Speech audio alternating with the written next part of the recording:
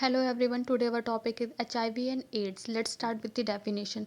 HIV stand for the Human Immunodeficiency Virus. मतलब HIV की full form जो होती है वो ह्यूमन इम्यूनोडिफिशेंसी वायरस होता है।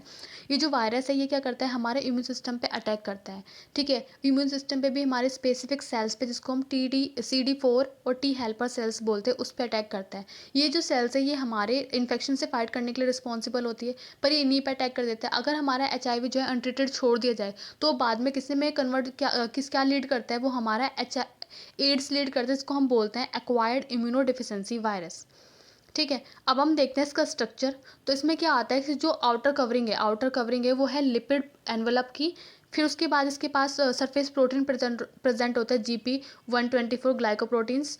फिर इसके पास खुद का जेनेटिक मटेरियल होता है, जिसको हम वायरल DNA बोलते हैं। इसके पास कुछ प्रोटीन्स होते हैं मैट्रिक्स में, प्रोटीएज होता है, इंटीग्रेज होता है और रिवर्स ट्रांसक्रिप्टेज होता है। ये सारे के सारे एंजाइम्स होते हैं।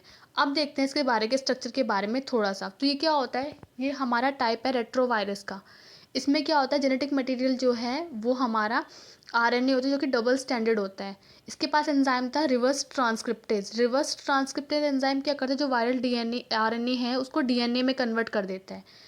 इंटीग्रेज क्या करता है, जो डीएनए में कन्वर्ट हुआ था, जो डीएनए कन्वर्ट हुआ था उसको इंटीग्रेज करता है होस्ट के जीनोम की तरह। मतलब उसको इंटीग्रेट कर देता है, जैसे होस्ट है उसी के जीनोम, उसी के जेनेटिक मटेरियल्स की तरह। प्रोटीएज क्या करता है, ये प्रोसेस करता है हमारे वायरल प्रोटीन्स को, ताकि वो वायरस की हेल्प कर सके। नेक्स्ट है हमारे सरफेस प्रोटीन में हमारा GP120 या फिर GP41 प्रेजेंट होते हैं, जो कि हमारे जो वायरस है उसको बाइंड करने में हेल्प करते हैं विद द CD4 सेल्स के साथ। अब इसका स्ट्रक्चर हो गया। अब हम देखेंगे इसका ट्रांसमिशन, मतलब ये ट्रांसमिट कैसे होता है। तो पहला क्या है, अनप्रोटेक्टिव सेक्सुअल कांटेक्ट की वजह से ट्रांसमिट होगा, या फिर कंटामिनेटेड ब्लड ट्रांसफ्यूज हो गया है पर्सन को तो उसको हो सकता है। अगर कोई पर्सन शेयर कर रहा है निडल या फिर सिरिंज को तो भी हो सकता है। मदर से बेबी में हो सकता है ड्यूरिंग प्रेगनेंसी, या फिर चाइल्ड बर्थ के टाइम पर, या फिर क्या हो सकता है ब्रेस्ट फीडिंग के टाइम पर भी ये क्या हो सकता है, ट्रांसमिट हो सकता है। ऑक्यूपेशनल एक्सपोजर की वजह से भी वहाँ पर भी हो सकता है, हेल्थ केयर सेटिंग्स में, हॉस्पिटल वगैरह में भी क्या हो सकता है, ट्रांसमिट हो सकता है। अब आते हैं इसके साइन एंड सिम्टम्स पे। तो साइन एंड सिम्टम्स जो है वो डिपेंड करते हैं स्टेजेस पे। तो पहला जो स्टेज है वो है एक्यूट HIV इन्फेक्शन। ये जो है जैसे एक्सपोजर होता है पर्सन, तो उसको जो है 2 से 4 वीक में ये सिम्टम्स दिखाई देते हैं, जो कि फ्लू लाइक सिम्टम्स होते हैं। जैसे कि हमारा फीवर हो गया, फटीक हो गया, सोर थ्रोट हो गया, रैशेस हो गया, मसल्स एक्स हो गया, और हमारा स्वेलिंग लिम्फ नोड हो गया। ठीक है, ये बिल्कुल फ्लू लाइक सिम्टम्स आते हैं। फिर ये क्या होता है, हमारा क्रोनिक HIV में कन्वर्ट हो जाता है, क्रोनिक HIV स्टेज पे आ जाता है, जिसमें कोई सिम्टम्स नहीं दिखाई देता, एसिम्टोमेटिक हो जाता है। लेकिन जो हमारा HIV मतलब जो हमारा वायरस है वो क्या रहता है, अभी भी हमारी बॉडी के अंदर एक्टिव रहता है। तो वो क्या कर रहा होता है, धीरे धीरे हमारे इम्यून सिस्टम को क्या कर रहा होता है, डैमेज कर रहा होता है। नेक्स्ट उसके बाद एक इसमें प्रोग्रेस कर जाता है हमारे HIV में। HIV में हमें कैसे सिम्टम्स दिखाई देंगे, जब वो HIV में एड्स में कन्वर्ट हो जाएगा तो रैपिडली वेट लॉस होगा, रिकरेंट फीवर होगा, प्रोलॉन्ग डायरिया होगा, स्किन रैशेज होंगे, निमोनिया होगा, ऑप्चुनिस्टिक इन्फेक्शन होगा। मतलब कि पर्सन को जो है बहुत सारे इन्फेक्शन और बार बार इन्फेक्शंस लगते रहेंगे बहुत इजीली। अब देखते हैं इसका डायग्नोस्टिक इवैल्यूएशन। तो डायग्नोस्टिक इवैल्यूएशन सबसे पहले आता है एंटीबॉडी स्क्रीनिंग टेस्ट।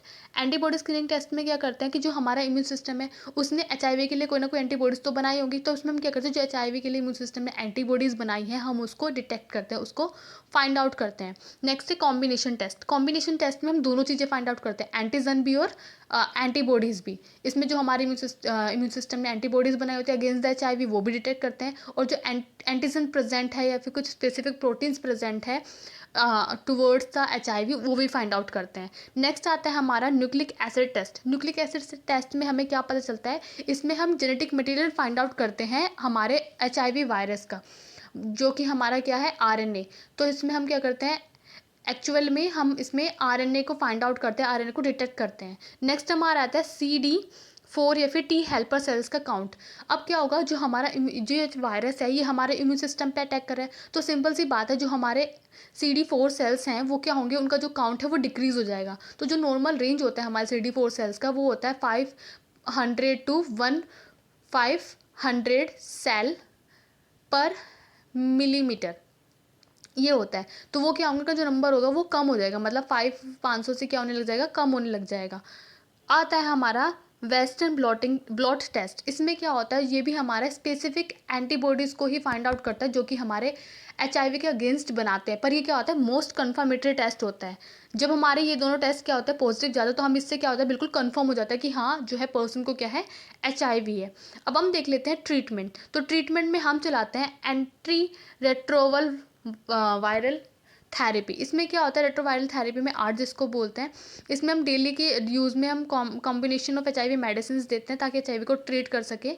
ठीक है, ये लाइफ को सेव करता है पर ये एचआईवी को क्योर नहीं करता है। तो ये क्या करता है, ये हमारे जो अमाउंट ऑफ एचआईवी है बॉडीज़ में उसको रिड्यूस कर देता है, रिस्क ऑफ ट्रांसमिशन को रिड्यूस कर देता है।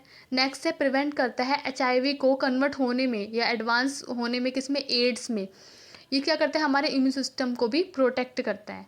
इसमें कुछ मेडिसिन यूज़ होती हैं, ये आप लिख सकते हो या लर्न कर सकते हो। नेक्स्ट हमारा आता है प्रिवेंशन। तो प्रिवेंशन में क्या होता है कि use condom during the sex, regular HIV testing कर सकते हैं, अवॉइड कर सकते हैं शेयर करनी निडल्स को। जो ब्लड ट्रांसफ्यूज़न करे वो सेफ ब्लड ट्रांसफ्यूज़न होना चाहिए। जो ड्यूरिंग के टाइम पर जो है आप जो है एड्स मतलब एंटी रेट्रोवायरल थेरेपीज़ ले सकते हैं ताकि वो क्या कर सके, मदर से चाइल्ड में ट्रांसमिशंस को प्रिवेंट कर सके। या फिर क्या ले सकते हैं, पोस्ट एक्सपोजर प्रोफाइलैक्सिस, मतलब कोई पर्सन है जो एक्सपोजर में हो चुका है 75 हावर्स के अंदर अंदर, तो वो क्या ले सकता है, पीईपी ले सकता है। ये भी मेडिसिन ही होती हैं। नेक्स्ट आता है हमारा प्री एक्सपोजर प्रोफाइलैक्सिस। इसमें क्या होता है, जो पर्सन रिस्क में है, मतलब किसी का जो पार्टनर है वो एचआईवी पॉजिटिव है और वो रिस्क में है, तो वो प्री एक्सपोजर प्रोफाइलैक्सिस ले सकता है। ये सारे के सारे थे preventive measures. Now thank you for watching, please share and subscribe my video.